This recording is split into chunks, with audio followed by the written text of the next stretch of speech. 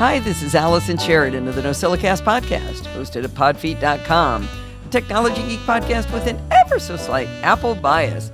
Today is Sunday, April 27th, 2025, and this is show number 1042. Well, what a spectacular job did Bart and Jill and Alistair do last week. That was amazing. Last 2 weeks, I should say. Those three people did so much work. I can't believe how wonderful it was. And it just really made it possible for Steve and me to have a great time in Japan. And of course, Steve doing all the extra work to get the CES interviews ready for them weeks ahead of time was great as well. Anyway, I thank you all for just such a great time. Anyway, I will be doing a Tech in Japan article soon, but this week we actually have too much content for me to be able to get to it. The 20th anniversary of the No Silicast is coming up on May 13th, and to commemorate this event, we've created 20th anniversary shirts. They're from Cotton Bureau, and if you choose one of the vintage blend ones, they're super yummy soft. There are other colors as well, though, that aren't vintage if you don't see what you like. I did put in a lot of color options, but if there's a color you wish was there and it's not, shoot me an email at allison@podfeet.com. Now, some colors just don't work right with the multicolored logo, but I'll check for you just in case. I hope you'll proudly wear these shirts so people will ask you, what the heck is the No Silicast? You know, my favorite conference of the year is Macstock in Woodstock, Illinois, just outside of Chicago. It is such a great gathering of interesting people. The sessions are always fantastic, and the hallway discussions, I think, are actually even better. It's a very friendly conference where there's no, cliques. Everybody is approachable and fun. I'm bringing all of this up because if you register to attend using the coupon code PODFEET50, all in capital letters, you'll get $50 off the conference fee, and I'll get $25 too. The show is July 11th to 13, and I guarantee you'll meet other No Silicastaways there too, like Marty Gensius and Joe from the Northwoods, and of course Steve, and more. Head on over to macstockconferenceandexpo.com today, and I hope you'll come join us. In this week's Tidbit episode of Programming by Stealth, I'm actually not on the show. Bart Bouchats and Helma Linden start by reviewing how she took the reins of the XKPassWD project to first convert it from Perl to JavaScript and then to completely rewrite the web app. After that, she separated the JavaScript library from the web app code, which is kind of like gene splicing, really. This episode is primarily walking through exactly how she accomplished that split. And now XKPassWD is officially out of beta, and it's available at xkpasswd.net. You can find Helma's fabulous tutorial show notes and the audio podcast at pbs.bartificer.net, or of course, you should probably just subscribe to Programming by Stealth in your podcatcher of choice.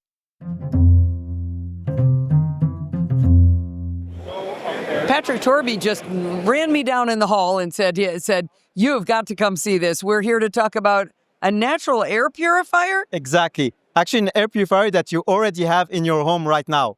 What you can do is turn your own houseplants into an air purifier with what we created here. So inside this sachet, it's hundreds of billions of air purifying bacteria. What you do, so you pour it inside this beaker. So this is the actual bacteria. Mix it with water here, and then pour it on the soil of your plants. And it will increase by 30 times the power of your plants to absorb VOCs, volatile organic compounds, formaldehyde, benzene, toluene, these nasty chemicals that makes the indoor air unhealthy. So our plants already do this, but this is a multiplier? Yes, exactly. The plants already do this, but at very, very low amounts. So maybe we can show you a little graph. Well, I love me a graph. So this is the level of pollution, how it goes down with a normal plant. And if you add power drops, it goes down 30 times faster with this. Do you have peer-reviewed papers about this? So we're going through the peer review process right now. But to anticipate it, we've actually published, available, a white paper that explains everything about the technology. Power Drops white paper. Yeah. From Neoplants. Yeah. So we've shown all the raw results, all the data that we have coming out of our labs is expressed here. It's currently under peer review, and we just launched the product yesterday evening. My goodness. So I'm sorry, but introducing this sounds a little bit like Botox, you know? I'm going to introduce some kind of weird thing into the system. Yeah. So adding bacteria in order to enhance the plants. Talk to me more about it. Yes. So normal bacteria won't do so much of a good job. What we did is we found bacteria within nature that are able to grow in polluted environments. Then we changed its genetics over 6 years, and 20 scientists have worked on this to create this product. And once you pour it on the plant, it forms in symbiosis with the plant, meaning that it's healthy for the plant and the plant is healthy with it. And we traced the pollution, so we can trace the molecule of formaldehyde or benzene to make sure that what's inside the bacteria, it only turns into healthy compounds, sugar, amino acids, and builds more bacteria. So it grows on the pollutants. The more polluted the air is, the more it will thrive. So I didn't know that I had, formaldehyde in the air at my house. Yeah. Do I? Yeah, you do. You have between 10 to 80 parts per billion. Parts per billion means it's a very, very low amount. But chronic exposure to these leads to a range of issues, from asthma symptoms, allergies, cancer over repeated exposure.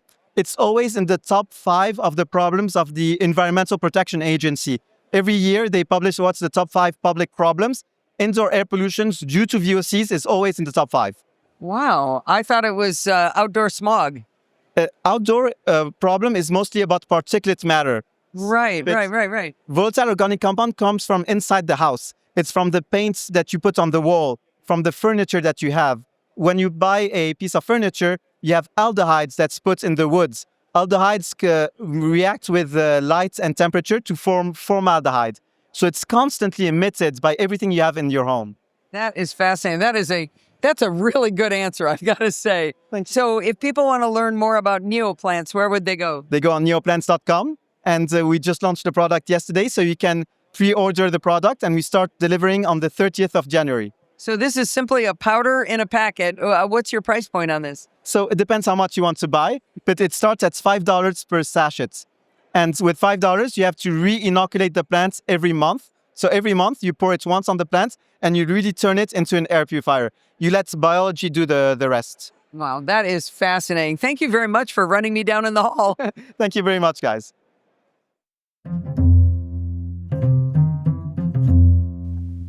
Back when I was a user of Nanoleaf smart lighting products, I wanted to use one of their LED light strips on the back of my Apple Studio display as a backlight.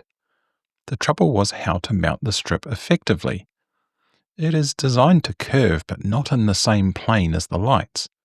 I'm sure it was possible to cleverly bend the corners, but I wanted a robust installation and one that was properly symmetrical too.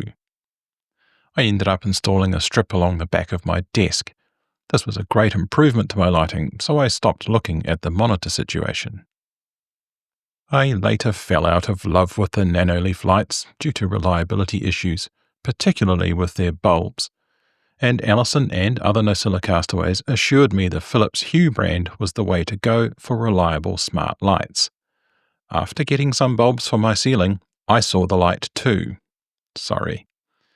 Looking again at the issue of a monitor backlight, I soon discovered that the Hue range includes many types of light strips, so I set about understanding them all. This is a task not helped by the product names, so you'll need to pay close attention. I've chosen to explain the products in an order that makes it easy to explain the differences from one to the next. However, the first product I will mention is actually the newest in the range. Things may change at any time. The Hue Solo light strip is available in 3 meter, 5 meter, or 10 meter lengths. It's a flat strip quite similar to the Nanoleaf one that shines a single color of light from LEDs along its entire length. The covering is clear plastic, which means you can see the LEDs. It cannot be extended, but can be cut shorter at specifically marked points. It starts at $99 for the 3 meter version. The Lightstrip Plus comes in a 2 meter base length, and you can purchase optional 1 meter extensions to extend it up to a maximum length of 10 meters. It's cuttable too. In other respects, it's like the Hue Solo, a flat strip that shines a single color. The base strip is just $149.95 and the extensions cost $49.95 each. This was the original light strip product in the range. The light strip outdoor, as its name implies, is rated for outdoor use. It comes in 2 meter or 5 meter lengths and cannot be cut or extended. It has a thicker rectangular cross-section with a translucent material that hides the individual LEDs and helps diffuse the light more evenly. When not in use, this means it just looks like trim. Lightstrip Outdoor shines a single color and costs $214.95 for the 2 meter size. It comes with a suitable power supply as well as mounting clips. Now we get to the more interesting products and the more confusing product names. The Gradient light strip is the simplest of the multicolor range. It comes as a 2 meter base kit and 1 meter extensions are available with a maximum of 10 meters in total. While extendable, these are not cuttable, so your installation has to be an exact number of meters in length. These are flatter than the Lightstrip Outdoor, but do have a diffusing layer on them so you don't see the individual LEDs. The Gradient name describes what's different about this light strip. In the Philips Hue app, you can specify a single color, or you can specify 3 colors to create a smooth gradient. If I choose red, green, and blue, I get a beautiful rainbow from red at one end through orange, green, turquoise, then blue at the other end.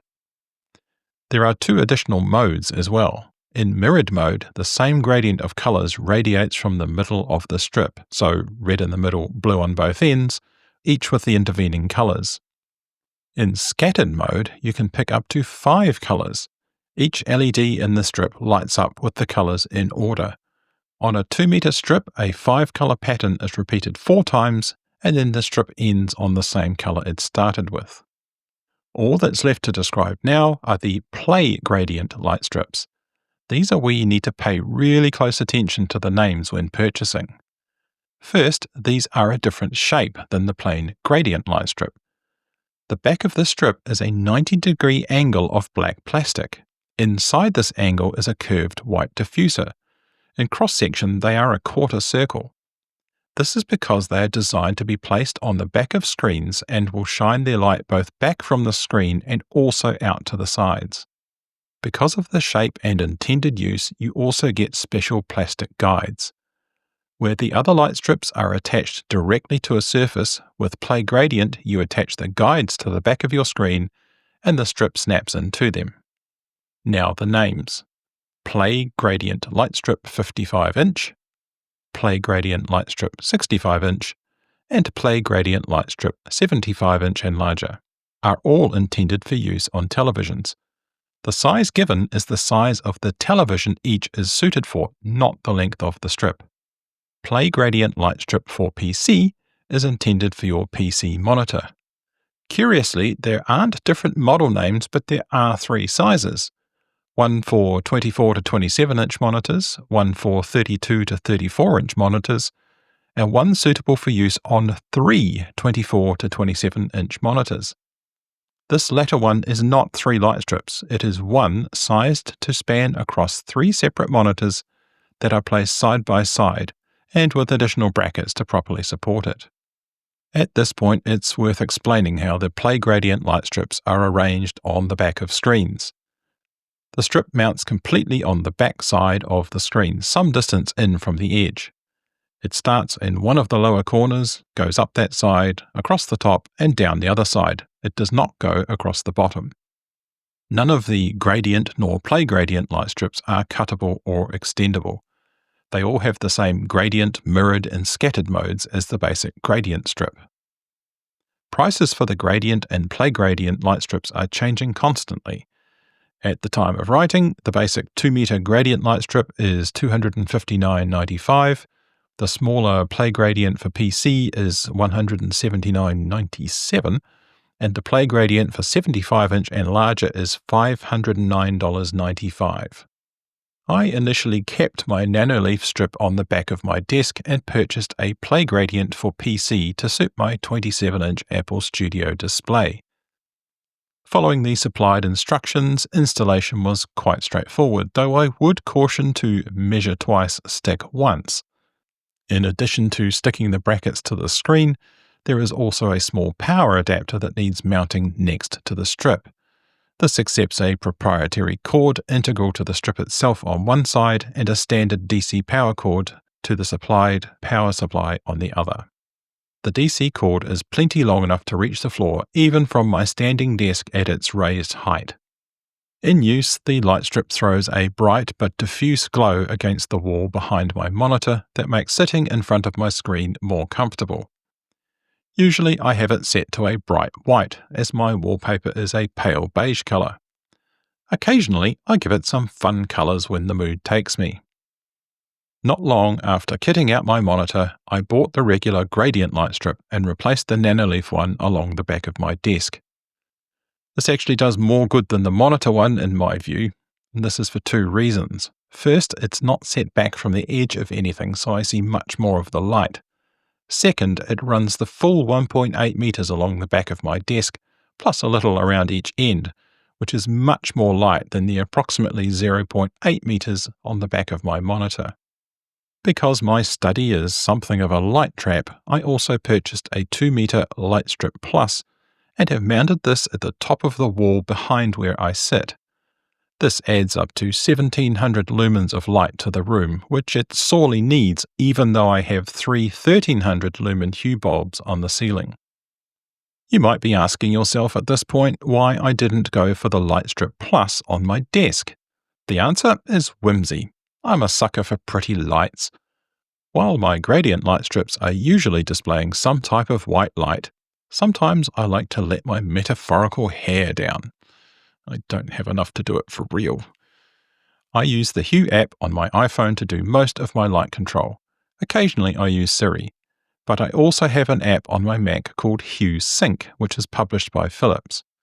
The reason the screen-based gradient light strips are branded with the name Play is because they know how to play. Using the Hue Sync app on Mac or PC, or an extra piece of hardware with your television, Hue lights can adapt to your entertainment, either what is on screen or, my favorite, music. I have a playlist on Apple Music called Light Show. It contains songs that I have found get a good response from my room full of Hue bulbs and light strips. As I write this, it is on shuffle. Old-time rock and roll has never been better. Well, I've complained to Alistair that his series on Hue items is really starting to cost me money.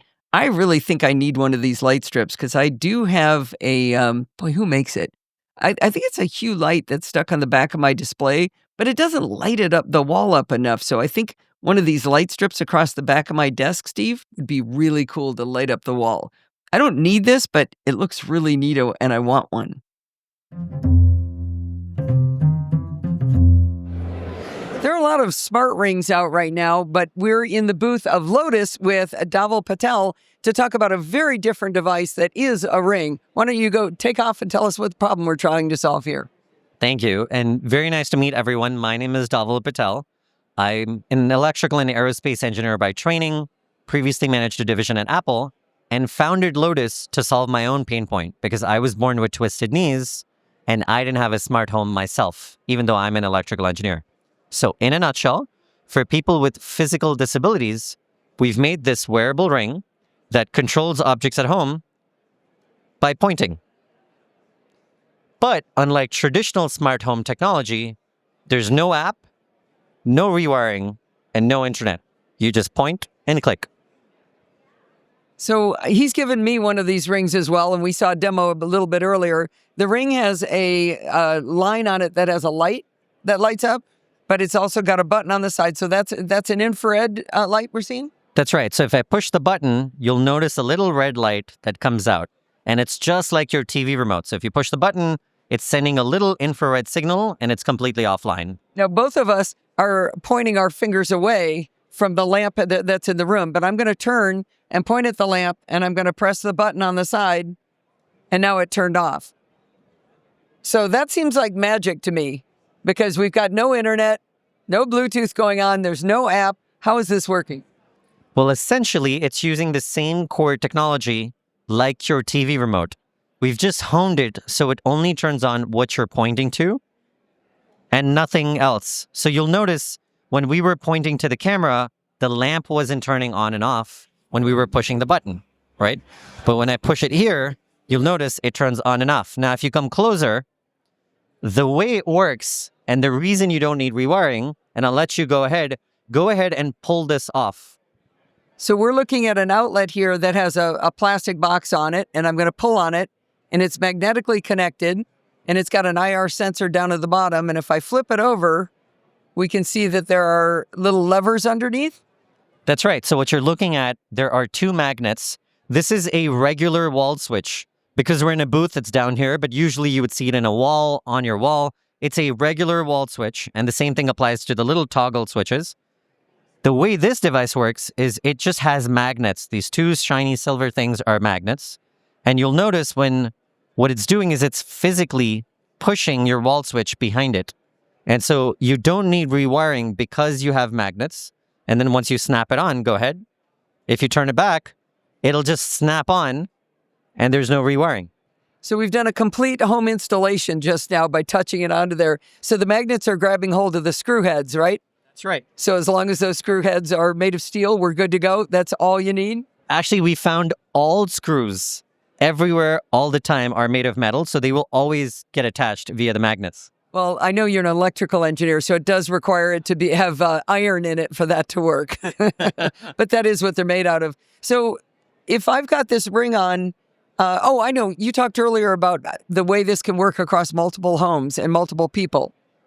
That's right. So in addition to being manually controllable, so if I push this button, you can manually control it as well. But the key you'll notice is your ring. So go ahead and turn it on and off. That's right. And my ring can also do the same thing. So if I use mine now, which means there is no programming involved. The nice benefit of this is your ring can continue to work in not only your home, but let's say if you visit your dad or granddad, your ring will continue to working in his home with his Lotus devices and vice versa, meaning any device can be controlled by any ring and any ring can control any device. So it's like a telephone. The more people that have it, the more beneficial your own device gets. It also occurs to me that you could carry this with you in your hotel room, put it on the wall. Now, what kind of switches does it work with? This is one of the traditional toggle switches. What else does it work with? That's right. So the idea was to have it not only be super simple to set up, meaning 2 seconds, but you can also take it with you. So for instance, we're here at CES. If you had a smart home, you couldn't bring it with you here, but we can bring this. In fact, we're using it upstairs in our hotel room. And to your other question, we actually use the two most common types of wall switches. You'll notice this is the same in the front, but in the back, it's for the toggled smaller switch. And this is just a prototype. The old-fashioned switches. That's right. That's right. And so you'll notice it's the same exact front. The front is a button, same exact function, it's just different back. So all you do is the same thing. Snap it on, point and click. So talk to me about why this is good for accessibility. It seems like this would be good for pretty much everybody. And that's our mission. Our mission is we build tech that anybody can use. We just optimize for disability first. So speaking of accessibility, the reason it's really good is it's the social model of disability. You can convert any space into an accessible space and be able to control it in seconds. And I do mean seconds.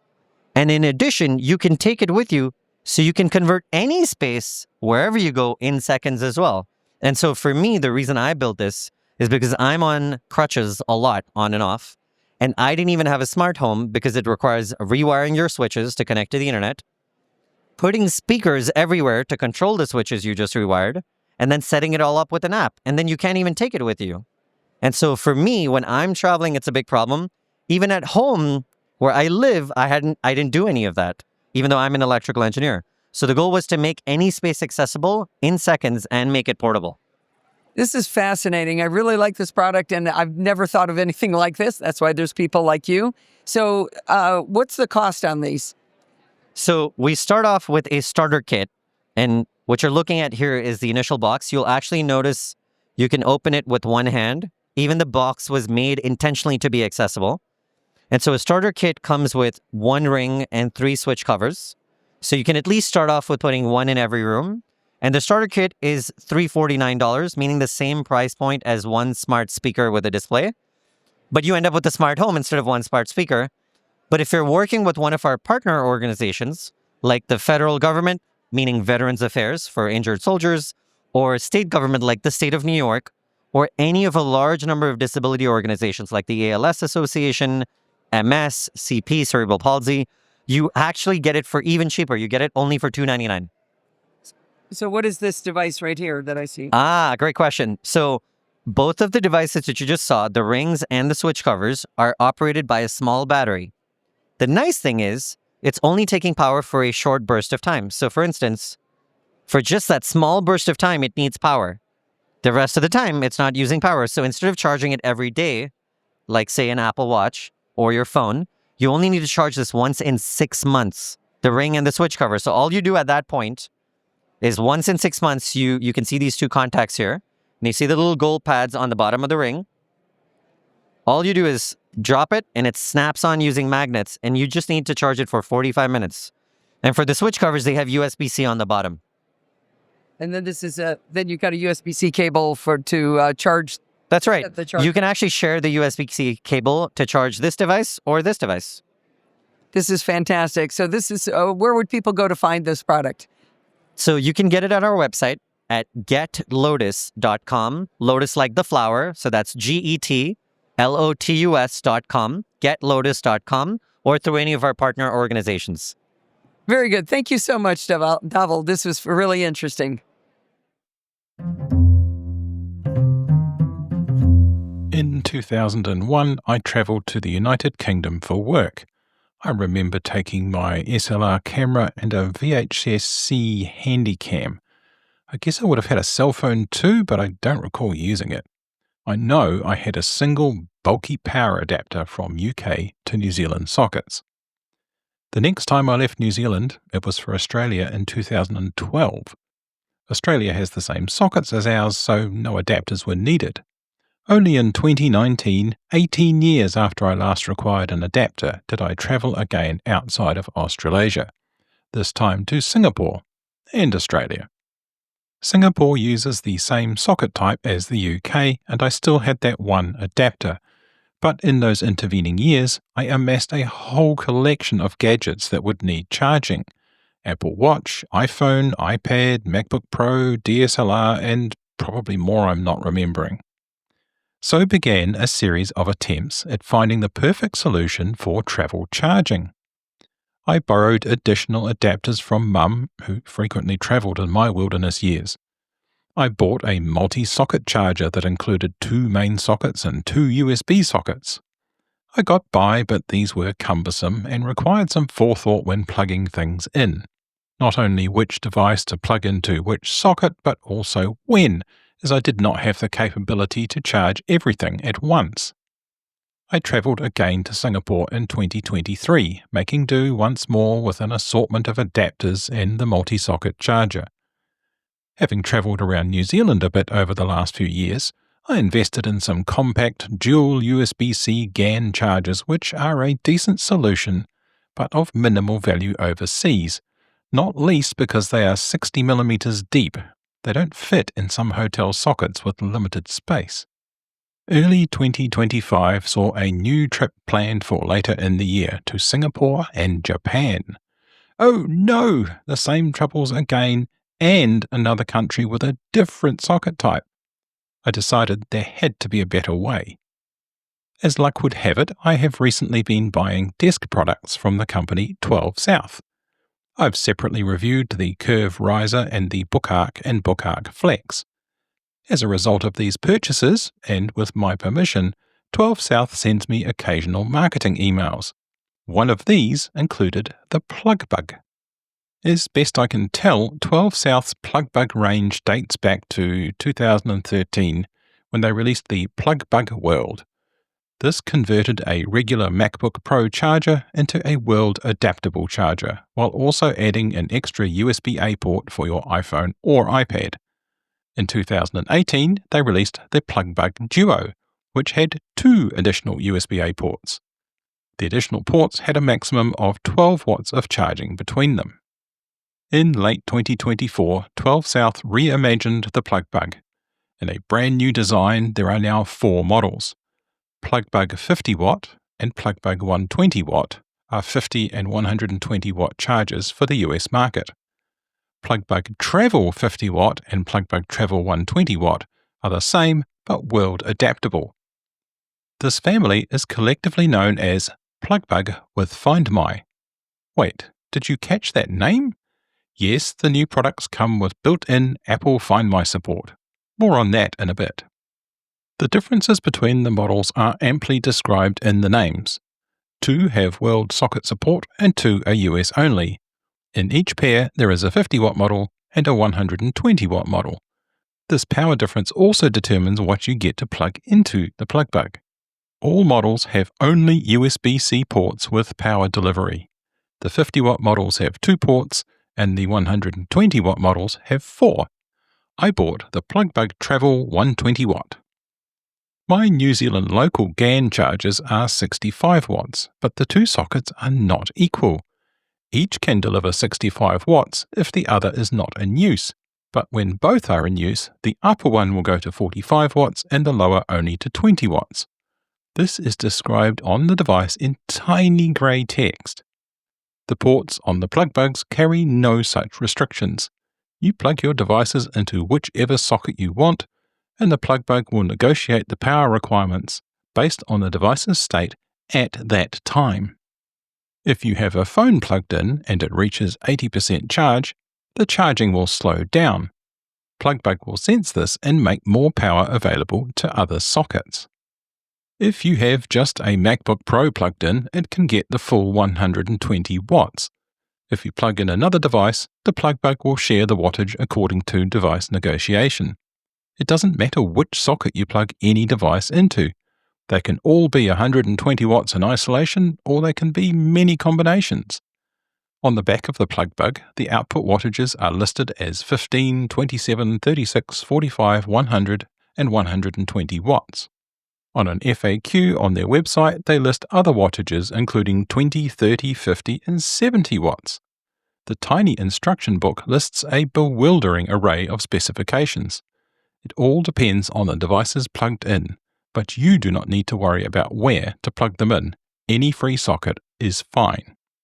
The PlugBug Travel 120 watt weighs a significant 260 grams with the New Zealand adapter installed, and measures 104 by 60 by 30 millimeters. That 30 millimeter depth is important. Although you do need to add the depth of the power pins to get it into a socket, it does mean you're more likely to get it plugged in behind that hotel bed or side table. With the New Zealand or US adapter attached, you'll only need around 50 millimeters of space to get it in. The ports are all on the bottom, which means the depth is truly as much space as you'll need. My New Zealand only GAN chargers are 60 millimeters deep, and then the cords come out the front, meaning you require over 100 millimeters of space. The travel part of the name refers to the 6 different adapters which attach to the PlugBug. These slide easily into a slot on the unit, and tolerances are pretty tight, so the fit is solid. They're just as easy to remove by pressing in a small spring-loaded catch. 6 international adapters are supplied, although 2 of those are very similar to the others.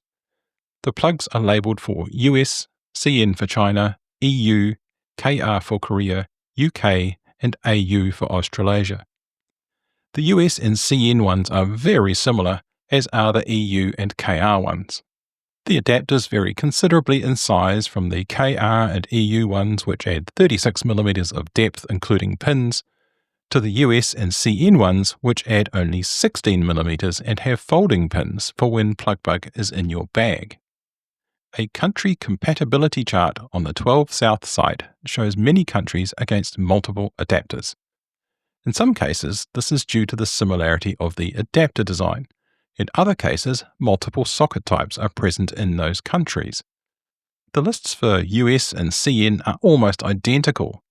In all, 179 countries from Albania to Zimbabwe are covered.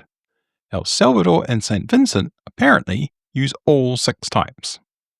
On the back of the device there is a small cover under which goes a standard CR2032 battery. One is supplied already fitted but disabled. Next to this is a small flush button. These enable the Apple Find My functionality. A couple of simple steps on the device enabled me to add the PlugBug to Find My in very little time. I've not yet had the chance to use it internationally, but I have used it at home and it handles well. I plugged it into a cheap power strip I have mounted vertically on a wall, making the PlugBug body stick out sideways. The 60mm deep GAN chargers tend to pull themselves significantly out of the sockets, but the PlugBug sits snugly. Its weight does pull it slightly away on the top side, but because its centre of gravity is close to the socket, it does not feel at all insecure. The PlugBug comes in a sturdy travel case, but this is where I think they've missed the mark. It is a quality case, but it's far too large in my opinion. At 133mm square and 85mm tall, even with all 6 adapters loose in the case, there's a lot of spare room inside.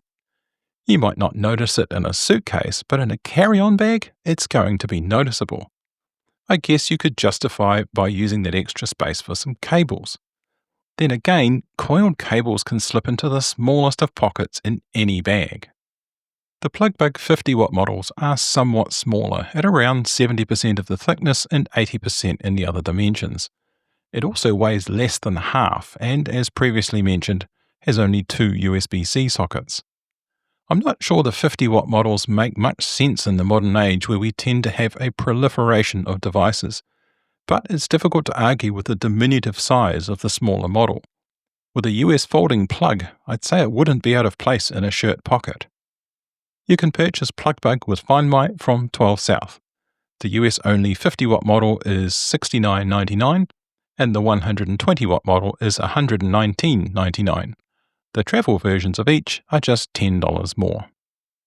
While checking on some facts for this story, I came across a review that made an interesting point. The reviewer removed an AirTag from the bag that they now carry the PlugBug in. It won't help you find the bag if the PlugBug is in use in a wall socket, but it's an interesting consideration while traveling. Dagnabbit, Alistair, that's another thing I need. That's a really cool wall plug. I like that idea. We do a lot of international travel, and it actually might have come in handy in Japan, but you're not going to know why until you hear me do my Tech in Japan article that I keep promising. I promise I really will get it done soon.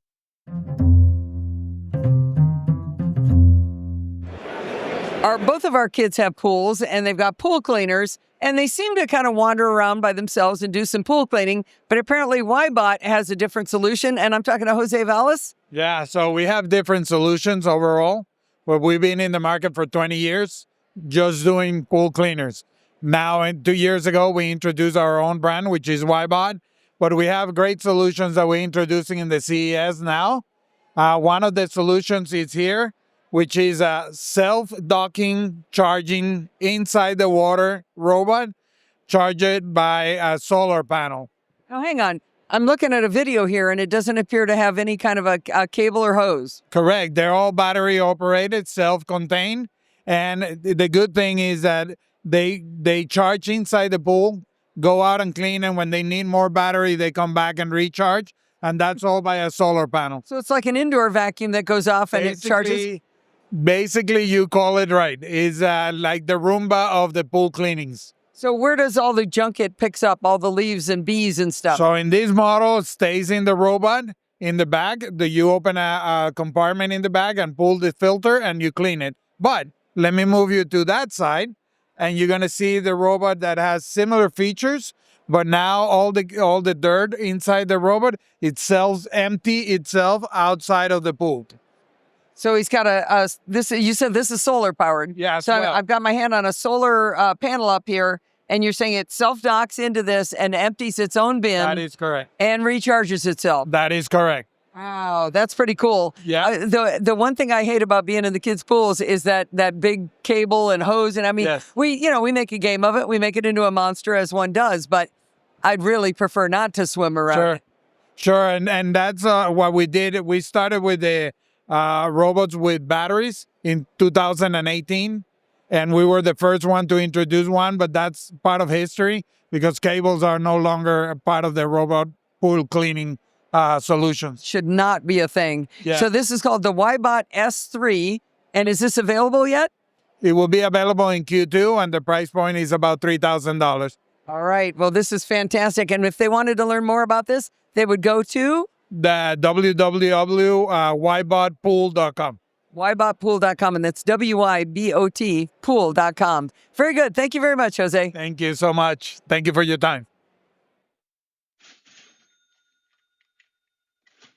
Well, we have a hero of the week, and it's Thomas Lebens. He went to podfeet.com/donate and used the Buy Me a Coffee tool to choose a number of $5 coffees that show the value he feels he's been getting from the content we produce here. I know, it doesn't feel like I do any of the production, but I will be getting back to it soon. While I certainly appreciate the money to help fund the work, it means even more to me just to know, he's out there learning from the show and maybe giggling from time to time at how I deliver the information. Thank you so much, Thomas. I really appreciate your support.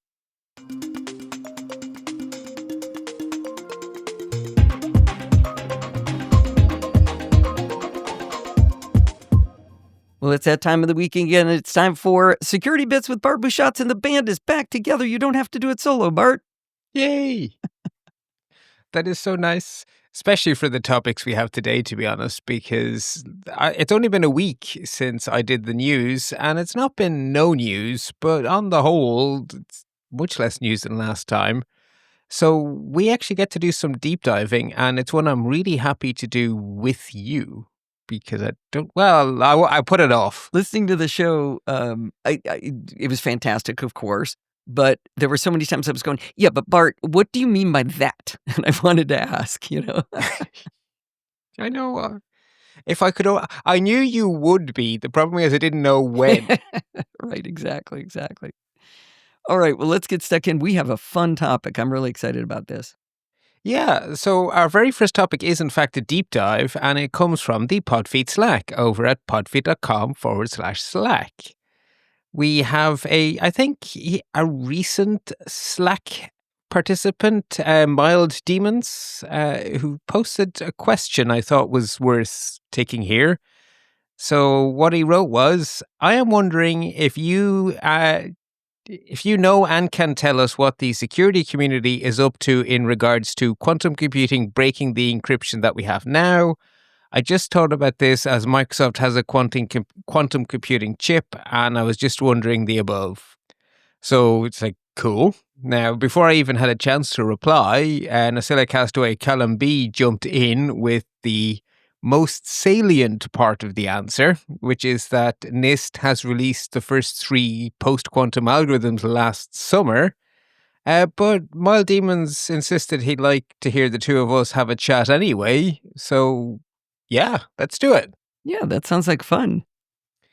We should also say, for everyone who's going to fast forward, the TLDR is basically that quantum computing is not going to destroy all of cryptography.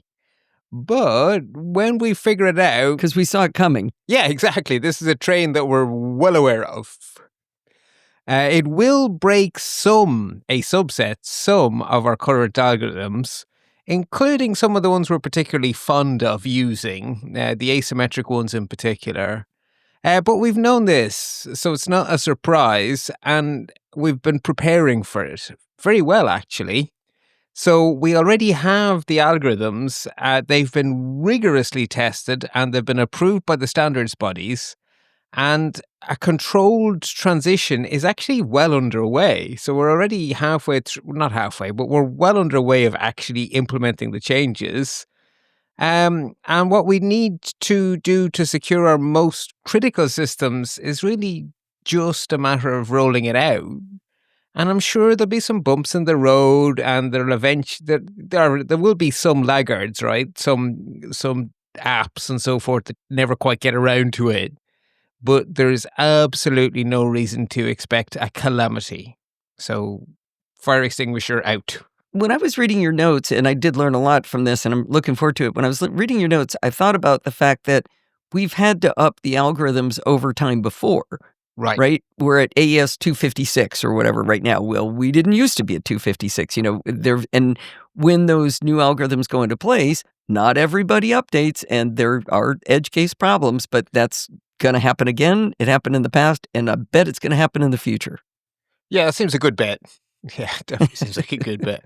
I guess there's a subtle difference that what we've had to do in the past is update the scale of our existing algorithms. So from 64-bit to 128-bit to 256. Not invent a whole new science. Yeah, not invent a whole new science. But then again, when SHA-1 became unsafe, we had to stop using one of our favorite algorithms altogether. So maybe we have been through this before. Maybe it is actually a good comparison.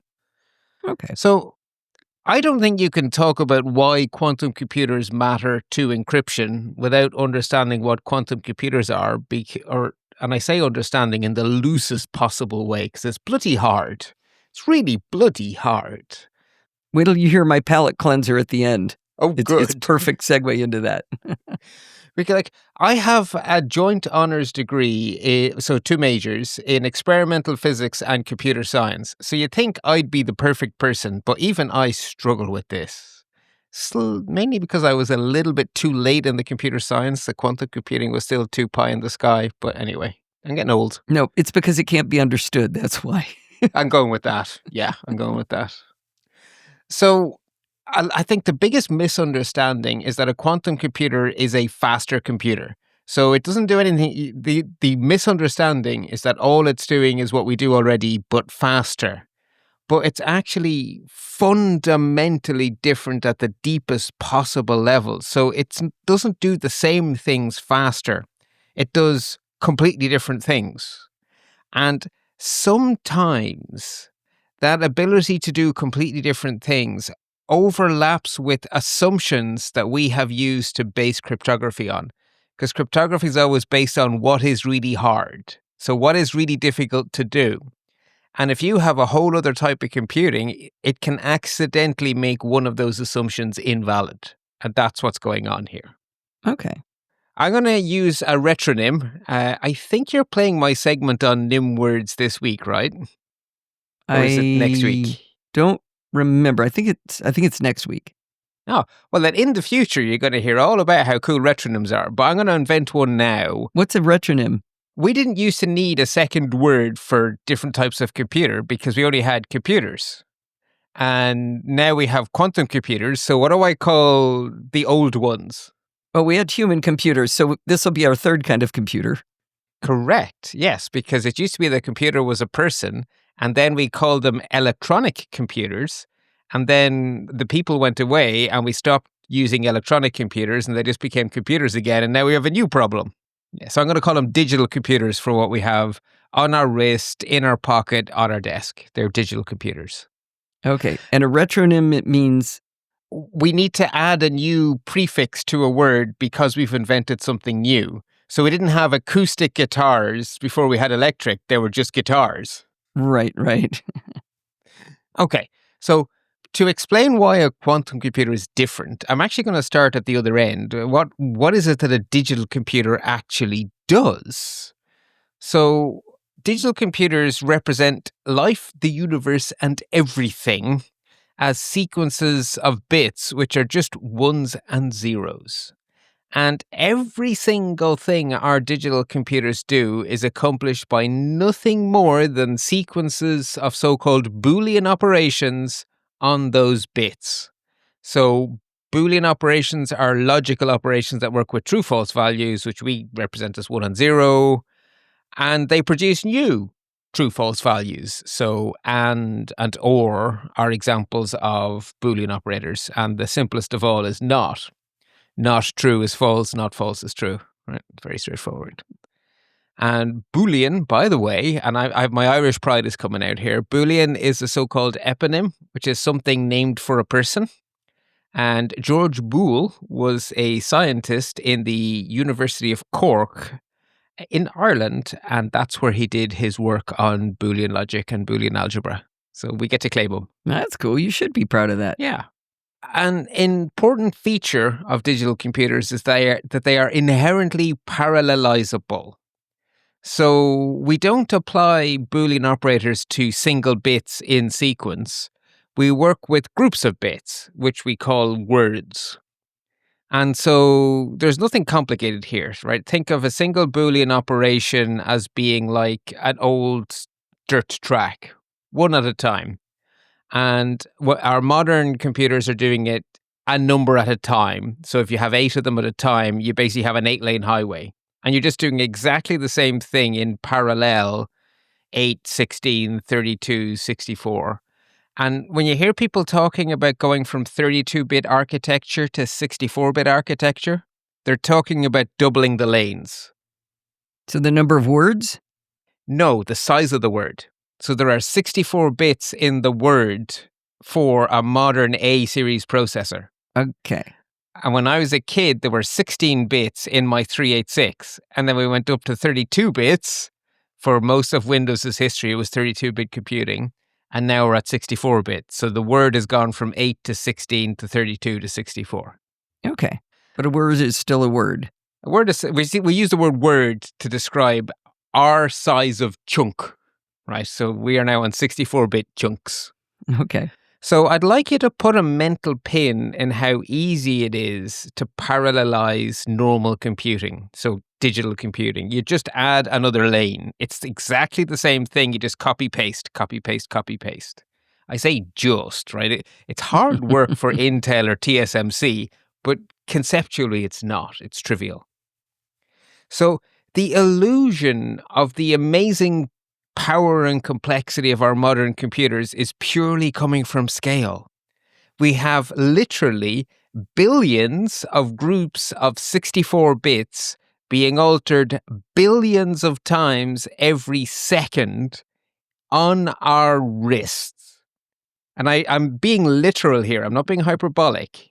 Giga is billion. Our modern Apple Watches are 64-bit processors running at a few gigahertz clock speed that store a few gigabytes of data. That is billions all the way down.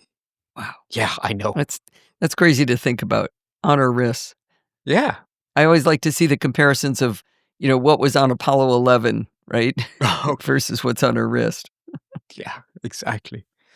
So the apparent complexity is what really catches most non-computer scientists by surprise, because I think it must be something really complicated going on, but we're just doing really simple things lots and lots and lots of times.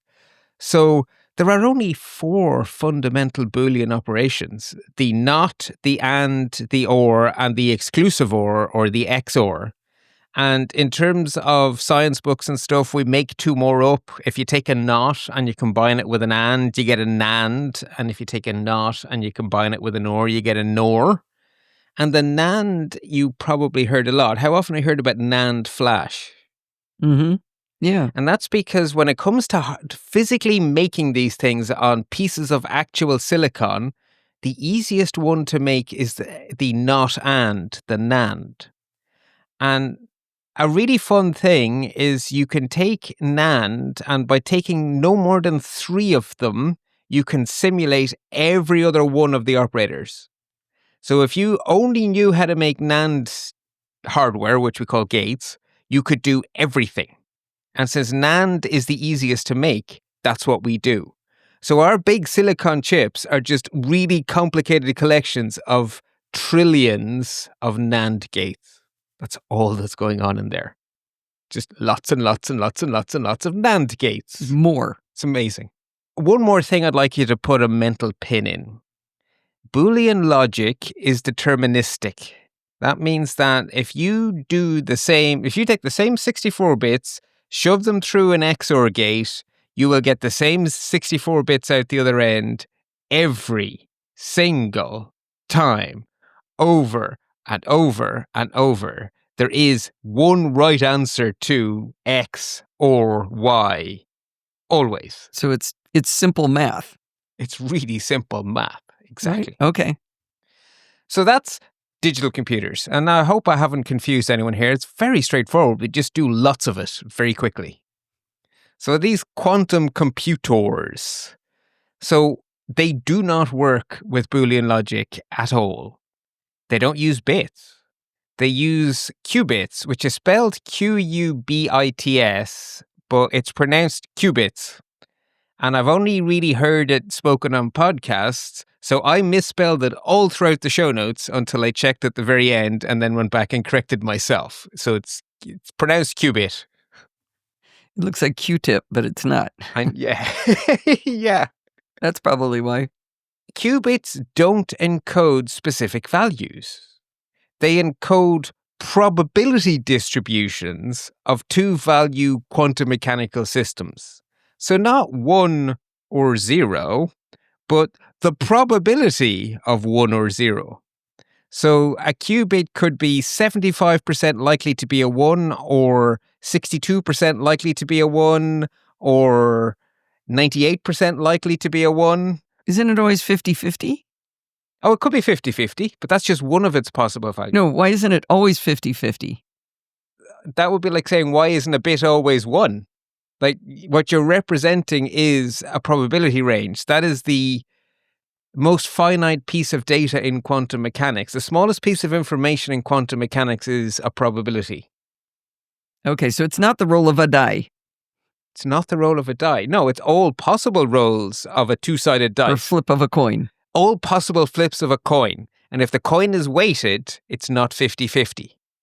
Oh, so the coin, okay, that's the difference. Yeah, you can have weighted coins. And how weighted all the coins are is how you encode your problem. So you encode your problem as a bunch of really unfair coins. They go into a quantum operation, and a different number of really unfair coins come out the other side that are differently unfair.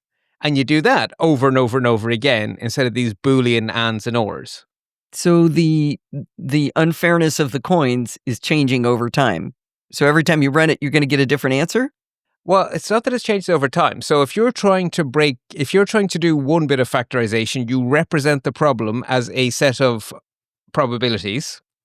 You run them through the process, and the answer is going to be a new set of probabilities, which is interesting because it means that the answer from a quantum computer is never exact. It's probably. They can only ever answer questions in terms of probably. Okay. So that's why when you read research, they say that it's 5 kabillion times faster to an accuracy of 98%. It can never be 100. With a quantum computer, it can never get you the right answer every time. It can get you the right answer most of the time, or enough of the time, or it can tell you that this is probably the key. And if you try it, you might get into the encryption 98% of the time, and 2% of the time you won't.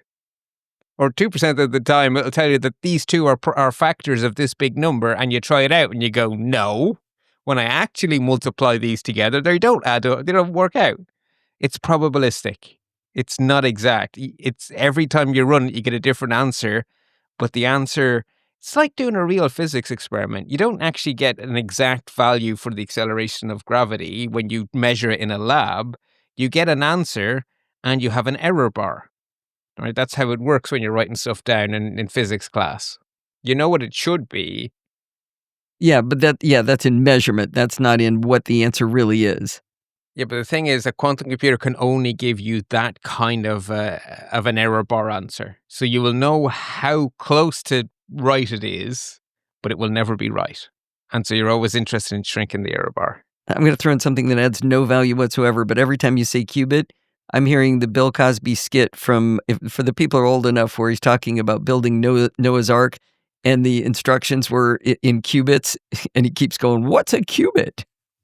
Yeah, I was going to say, if you're like Egyptology, the qubit is how the pharaohs measured everything, which is why the Bible uses it for the Old Testament. So the pyramids were in qubits. Anyway, I know that was no use, but I couldn't stop hearing it, so I had to say it. I'm also listening to the History of Ancient Egypt podcast at the moment. So I have qubits on my mind in all angles. Qubits all the way down. Okay, so we don't know the exact answer. We're just getting probabilities. I'm with you so far. So that's one of the 2 pins I asked you to keep track of. So basically, classical computers are deterministic, quantum computers probabilistic. The other pin I asked you to keep in your head was parallelizability. And this is where the laws of quantum physics are not our friend. So with a classical computer, we just copy-paste what we were doing on 1 lane into 2 lanes, 4 lanes, 8 lanes, 16 lanes, as many lanes as we like. In order to scale a quantum computer, you need to quantum entangle the qubits. Okay. This is what was literally called spooky action at a distance by Einstein. At a quantum mechanical level, you can tie multiple particles together so that they effectively become one superparticle, which means that instead of representing one probability, they now represent two. And so in the real world, you need to be able to put more than a single qubit worth of information in, so you need to have more than one qubit working together. And in order to do that, you need to entangle more and more and more and more qubits. And that's really bloody hard.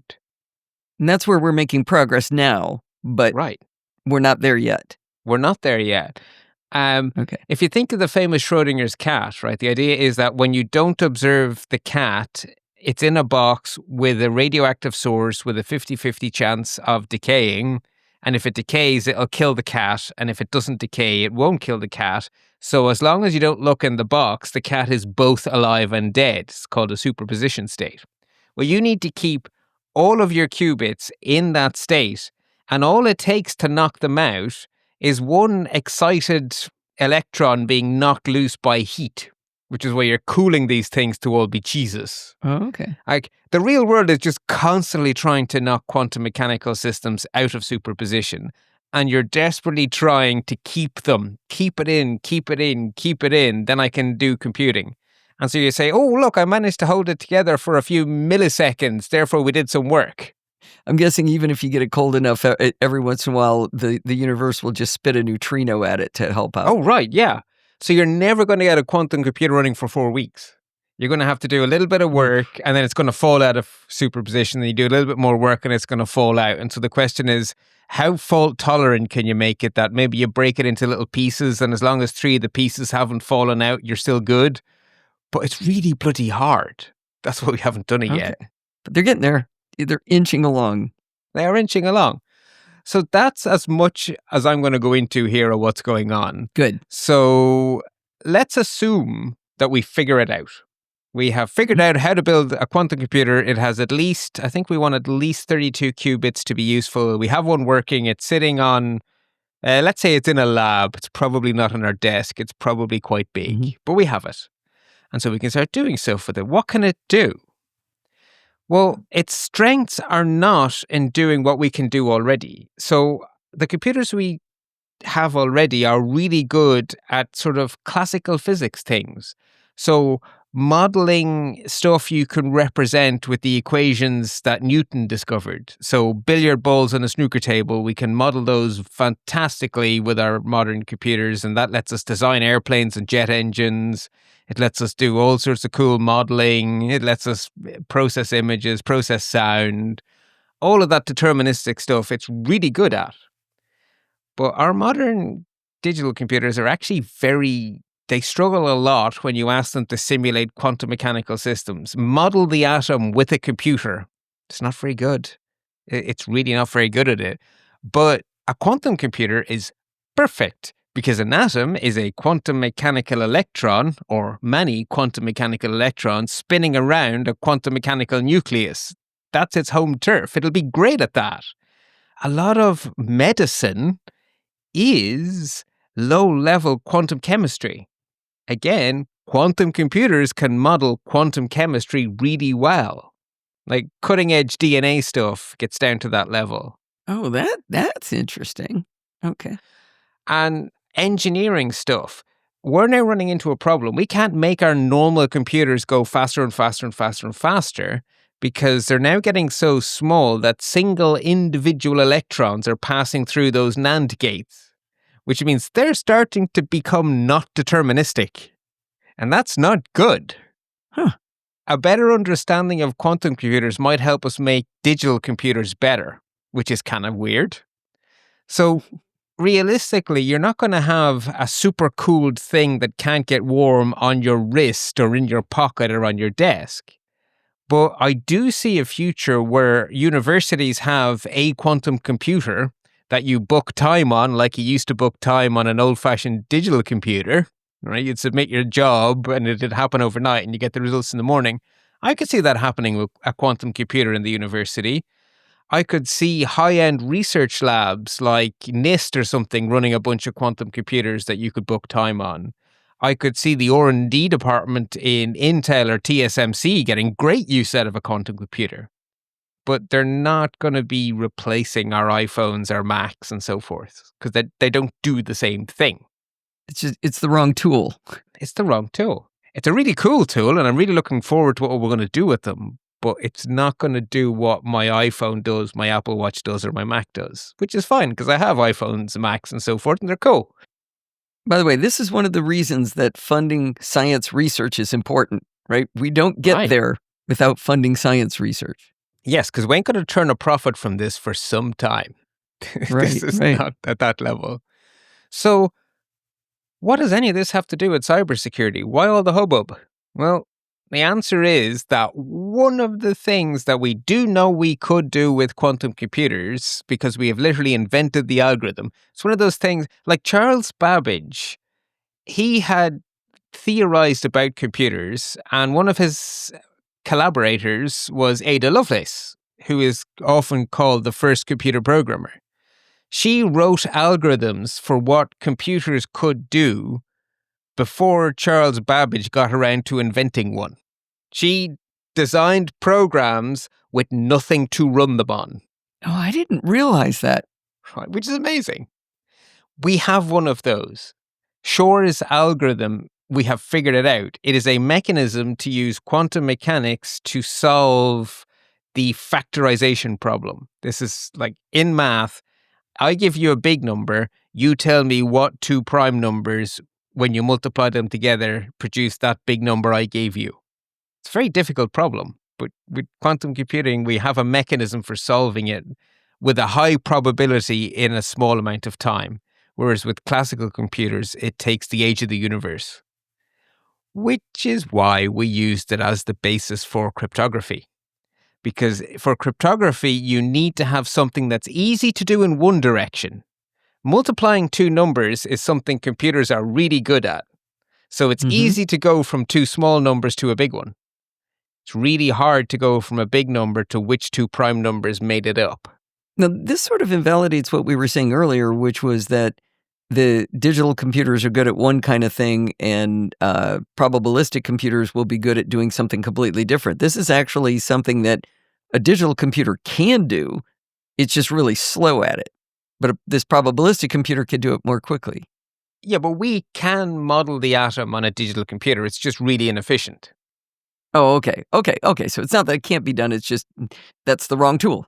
It's the wrong tool. I mean, my fourth year physics project was to model a very simple quantum system with one neutron and one proton and one electron. Oh, wow. And all I could do was approximate it because that's all you can do when you're writing in C.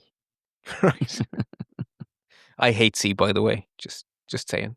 I was so happy when I found that out because I tried to start to learn it on my own before we started programming by stealth, and you said, no, don't start do that. there. No, it's barely disguised machine code, barely disguised assembly language. Barely. Right, anyway. So, because we have Shor's algorithm, a whole bunch of our cryptography is built on the assumption that it's really hard to factor big numbers. And when the day we have a workable quantum computer where we can make Shor's algorithm happen for real, all of that cryptography evaporates. Because it's based on the idea that you can't reverse it easily, and now you can. So that part of cryptography we have to have replaced before then. But it's not all of our algorithms. It's just the algorithms based on factorization. So what we need to do is develop new algorithms that have that the forward motion continues to be easy on digital computers. Like multiplying numbers is easy. We need similar things that are easy to do on the hardware we have now, but are difficult to do in reverse on both current digital computers and quantum computers. Oh, okay. Because going forward, we're not worried about it, but we can't be able to go back on either. We can't go backwards on either. And we have those algorithms. but we have a good enough understanding of how quantum computing works to be able to back into what would make it very, very hard for quantum computing to solve. Yeah. So, like with the Ada Lovelace thing, we can program the quantum computers we don't have. I like the way you use "we," by the way, throughout this. Oh, humanity. As though I'm just going to you take and me credit. are working on it. Oh, yeah, totally, right? So we have now arrived. As of last summer, we are in a very comfortable place. So 5 years ago, I would have been saying, we're working hard on proving the algorithms we think will work. But we're better off than that. So since last summer, we have a standard, FIPS 203 by NIST, the National Institute of Standards and Technologies in the United States. So it is a specific standard which defines 3 quantum-safe algorithms. So they exist. And not only do they exist, but since they were published last summer, the industry has already begun to roll them out. So I just put into a news search on Kagi, quantum-safe crypto, and just look for some news stories that would resonate with NosillaCastaways. And this is by no means an exhaustive list. This is just the first page of results, and I just cherry-picked out the stuff that seemed vaguely relevant. So this is where they're rolling out quantum-safe algorithms into encryption already? Yes. Wow. So all of these stories are quantum-safe crypto in use today already. Right. We probably don't have time for you to walk through them, though. Yeah, I'm just going to give you the brand names. AWS, Google Cloud, Microsoft, Cloudflare, Chrome, Signal, OpenSSH, iMessage. That's not nothing. That's some big names. Yeah, so we are on the right road. If magically Microsoft's new chip was better than even they think, and physicists think it's not as good as Microsoft say, but that's another discussion that I'm not going to weigh in on. If they made one tomorrow, we could scramble and deploy the stuff we already have today. It would be horrible to have to scramble like that, but we could. We're ready. When you say Microsoft's new chip, you don't mean their next Silver Lake or whatever. You mean something else. They made news a few weeks ago, which is what triggered the question on Slack, that they had developed a new approach to quantum computers that they believe is going to bring it from a decade away to a few years away. Okay. Just wanted to make sure that was clarified. We are just talking about the next... Yes. Yeah, not the next Intel chip. Don't worry. Mm-hmm. So we're on the right road. Look, it'll be bumpy. A few things will go wrong. Some people, like some browser somewhere, will not update itself. People stuck on Windows 11 after it's been out of support for 5 years are going to be stuck on old crypto. We're going to have these edge cases. But there's no reason to fear a calamity. We're on a good road here. We can also say with confidence that the real problems will be the mostly bags of water in front of the keyboard throughout quantum computing as well, where we're using password 123, right? Yeah, exactly. It's like we're going to do the wrong thing as humans, no matter what technology isn't available. And their other big job is to keep us from being allowed to do that with things like passkeys and all that. So it's probably a good time to announce that we're going to start doing quantum computing and programming by stealth, like in the next couple of weeks, right? That's next on our roadmap. Oh, great. I look forward to finding who you found to teach that. I'll be a keen student. Before we move on, because we are at the end of the segment, I am going to jump in and just do my palate cleanser right here. Ooh. There's a video of a professor, and I wish I knew who it was because nobody credits who the guy is, but he's a quantum mechanics professor, and I put a link to it, the most open link I could find. It's linked all over the internet, but it's a quantum mechanics professor explaining that no one understands intuitively how quantum mechanics works. And he says, the good news is that I'm going to be here to teach it to you. The bad news is you're not going to understand it when I'm done. But what is going to happen is right now, I'm the only one who doesn't understand quantum mechanics. When we're done, none of you will be able to explain quantum mechanics. And he brings up the fact that Richard Feynman even said exactly that it's not possible to understand this intuitively. So, that made me, I wish I had heard that when I took quantum mechanics in college. I know I've told the story before, but Steve and I took it together. A guy named Professor Van Hoven was teaching it to us. This is a fifth quarter of physics, and things had gotten real weird, and we didn't understand anything. And Steve said, you know what I think's happened? I think the Russians have infiltrated the United States school system into the university level, and they're teaching absolute gibberish to a whole generation of engineers to make our entire system collapse someday. Love it. I have to say, the best thing my quantum mechanics professor did was start the course with a quote from Niels Bohr, who is one of the founders of quantum mechanics. And he said, if you think you understand quantum mechanics, you don't understand quantum mechanics. Okay, grand. Good. I don't think I understand that we're on the right path here. Good. All right, Okay. well, we better move on. Yeah, one plain old action alert.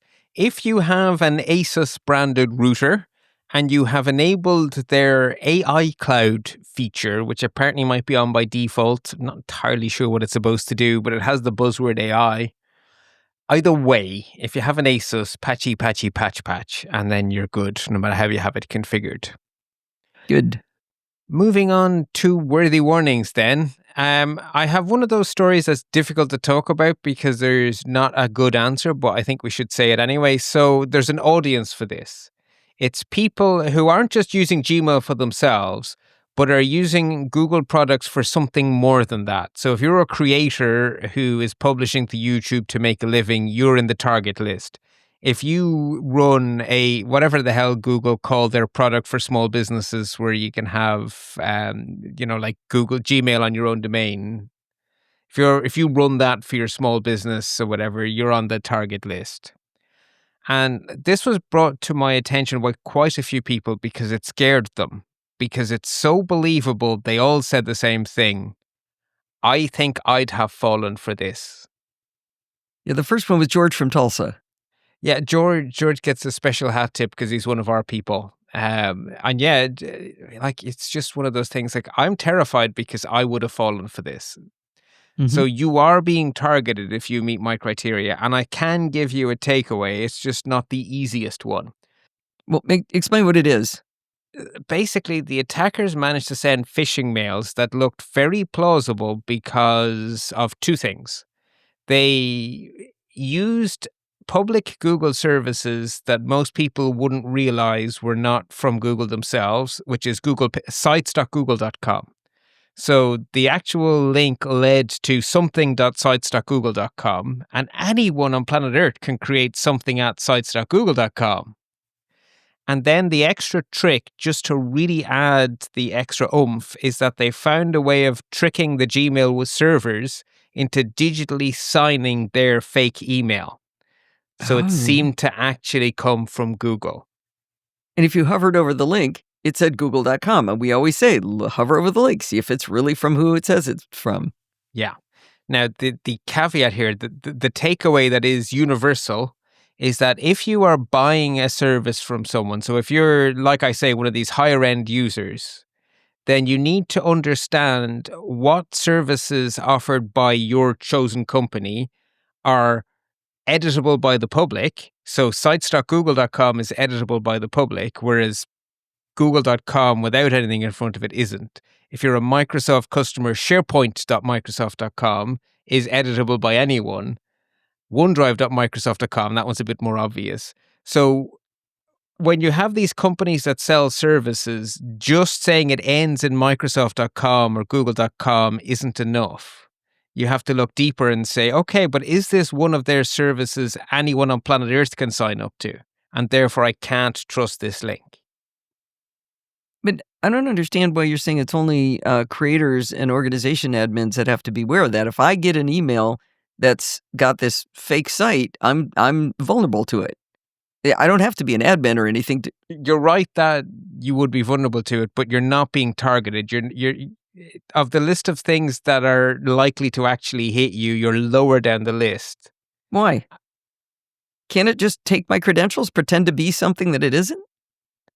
It could, but the attacks that are happening are very much targeted because they're abusing this feature where they can temporarily do digital signatures.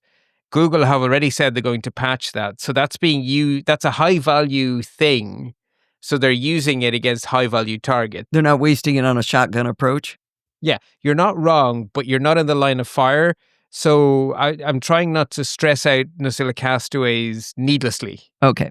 but I do want the relevant NosillaCastaways to be appropriately scared. And then we have another one of those annoying stories. So Blue Shield of California had an interesting data breach where they leaked details of 4.7 million members to Google. They weren't hacked. They misconfigured their Google Analytics, and they proactively sent Google sensitive information. Who at Google? Google Analytics. So they fed it into the brain of the ad engine. So they loaded the ad engine with your medical conditions. Oh my gosh. Yeah. Misconfiguration. Don't install these things on, like, if you're not making your money off selling ads, you shouldn't be running this stuff. You shouldn't be connected to this ad-based mess. But they were. And they messed it up. And so they have made a public announcement that they did this. And they've told people to be careful that you might get very targeted ads. They've also warned that they accidentally included your account number. So hypothetically, if someone somehow got the information out of Google, they could spearfish you. But given that Google haven't had a data breach, that's very unlikely.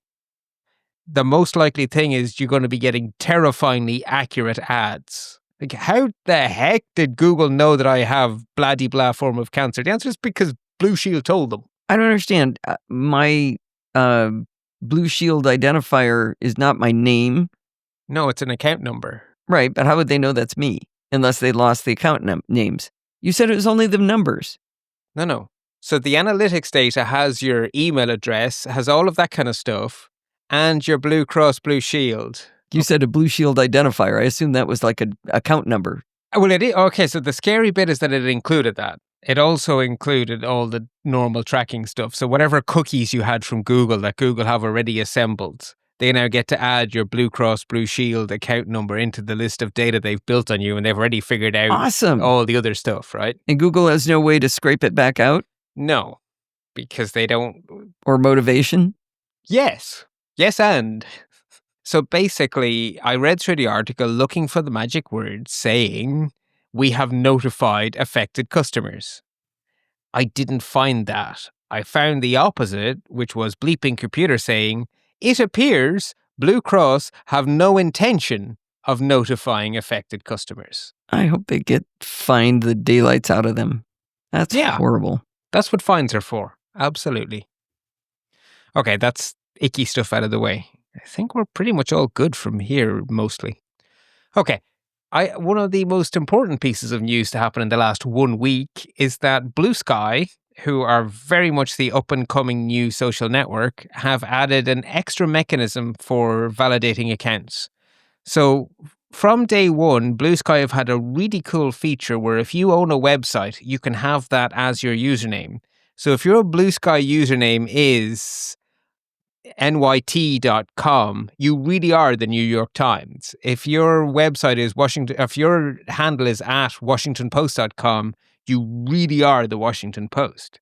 I'm at bartb.ie because I really am Bart Bouchats, the owner of bartb.ie. So that's already really cool, and that's all they had until now.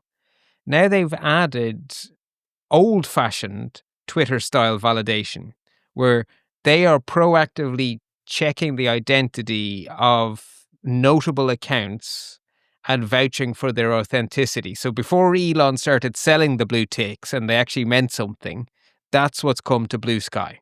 I see no reason that Blue Sky won't start doing the same exact thing, because now you have to prove you're cool enough. You have to be a newscaster or whatever. So it's a status thing again. Oh, not really, because remember, anyone can do the domain validation. And what they've also done, which I think is really clever, is if you're an organization that has lots of people, they've delegated out the control. So all the journalists who work for a newspaper can be verified by the newspaper. And when you look on the account, it'll say that this person has been verified by this publication. Okay. My understanding was that, like, if I was to do it with podfeed.com, I would have to change my user account and start over on Blue Sky. No. You can just go in and change your handle, and your old handle redirects to your new handle. It's very easy to do. Okay. I do love the way Bart thinks. His notes say domain validation remains the best option for regular folks. Have your website as your username. Regular folks in your world all have their own websites. No, he doesn't. It's 2025, right? Yeah, I know. We're not in a bubble. I swear it. Yeah, definitely not. Definitely not. Hey, we're talking to the NosillaCast. Right.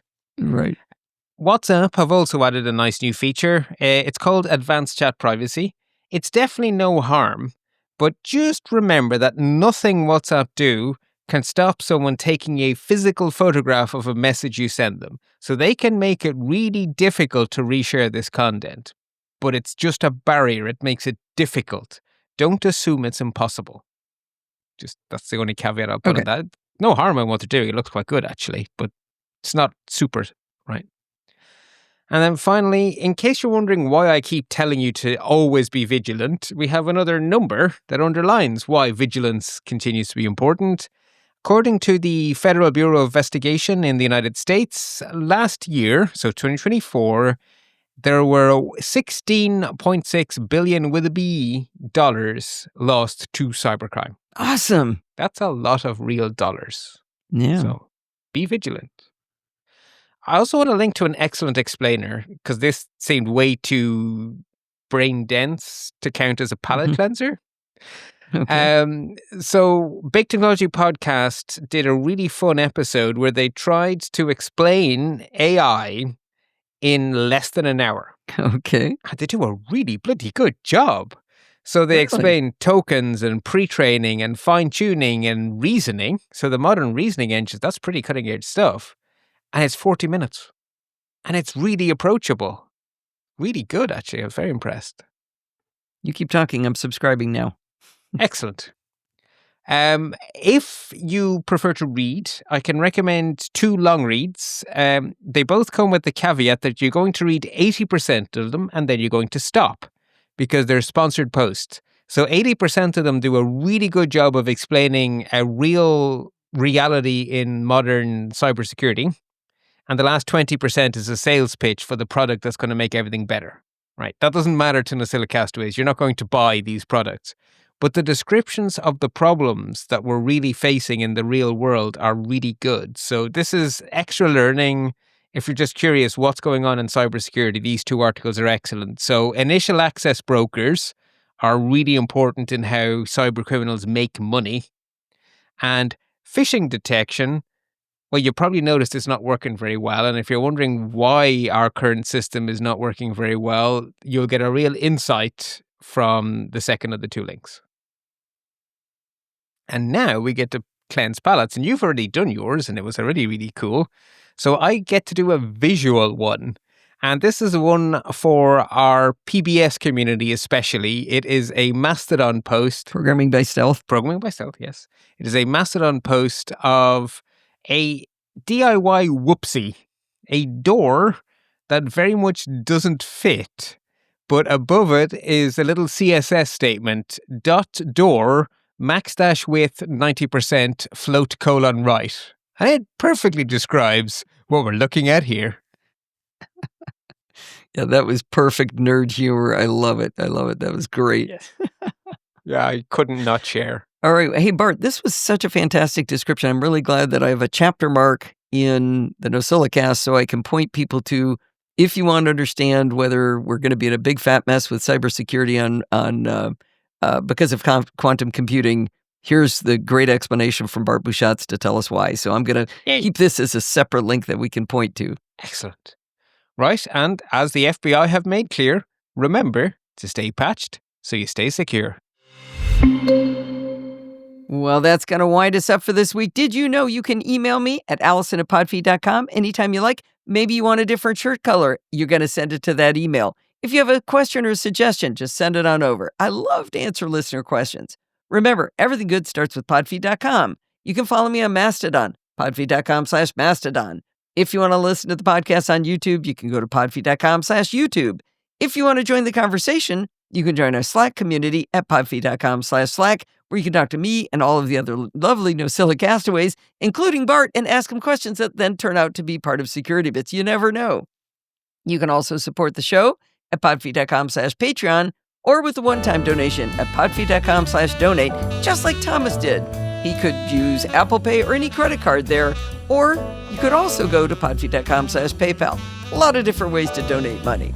And if you want to join in the fun of the live show, head on over to podfeet.com/live on Sunday nights at 5 p.m. Pacific Time and join the friendly and enthusiastic NosillaCastaways. Thanks for listening and stay subscribed.